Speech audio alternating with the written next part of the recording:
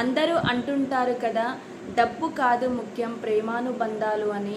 కానీ ఆ ప్రేమానుబంధాలు నిలబడాలంటే డబ్బే కావాలి. ఆ డబ్బే లేకపోతే నీ సొంత వాళ్ళు కూడా నిన్ను లెక్క చెయ్యరు. డబ్బున్న వాళ్ళు సహాయం చేస్తే గొప్పోళ్ళు, పేదవాళ్ళు సహాయం చేస్తే పిచ్చోళ్ళు. ఇట్లాంటి సమాజంలో మనం బ్రతుకుతున్నాం. నీ దగ్గర డబ్బు లేకపోతే నువ్వెంత హెల్ప్ చేసినా, ఎంత మంచి మనసుతో ఉన్నా నిన్ను పిచ్చిదా వాళ్ళ లెక్కనే క్యాలిక్యులేట్ చేస్తారు.